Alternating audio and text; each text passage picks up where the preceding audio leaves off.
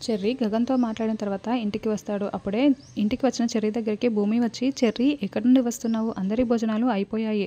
నువ్వొక్కడివే ఇంకా తినలేదు. వడ్డించమంటావా?" అని భూమి అడుగుతూ ఉంటుంది.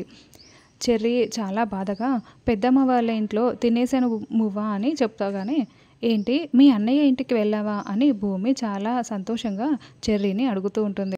"మీ అన్నయ్య ఇంటికి వెళ్ళావా? మీ అన్నయ్య ఎలా ఉన్నాడు?" అని భూమి ఏడుస్తూ అడుగుతూ ఉంటుంది. "అసలు నువ్వు ఈ ప్రశ్న అడగకుండా ఉండాల్సింది భూమి. బాగానే ఉన్నారని చెప్తే నీ తృప్తి కోసం అబద్ధం చెప్పి ఆత్మవంచన చేసుకున్నవాడిని అవుతాను. నువ్వు దక్కవని తెలిసినా నిన్ను తప్ప ఎవరిని పెళ్లి చేసుకోనని చెప్తున్నాడు" అని చెర్రీ కూడా గగన్ని తలుచుకుంటూ చాలా ఏడుస్తూ భూమికి చెప్తూ ఉంటాడు. భూమి అయితే ఇంకా ఏడుస్తూ ఇదంతా వింటూ ఉంటుంది. భూమి తర్వాత ఒంటరిగా బాల్కనీలో నిల్చొని ఆలోచిస్తూ ఉంటుంది.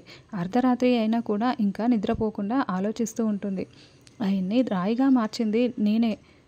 మళ్ళీ మామూలు మనిషిగా మార్చాల్సిన బాధ్యత నాదేనని భూమి మనసులో అనుకుంటూ ఉంటుంది. గగన్ ఇంకా నిద్రపోకుండా ల్యాప్టాప్లో వర్క్ చేసుకుంటూ ఉంటాడు. అప్పుడే ఫోన్ రావడంతో, "ఎవరబ్బా" అని ఫోన్ని లిఫ్ట్ చేసి హలో అని మాట్లాడుతూ ఉంటాడు.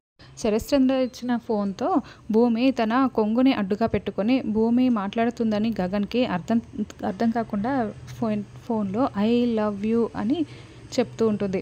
"ఐ లవ్ యూ" అన్న పదం వినగానే గగన్ ఆలోచనలో పడిపోతాడు. ఎవరబ్బా అని ఆలోచిస్తూ ఉంటాడు.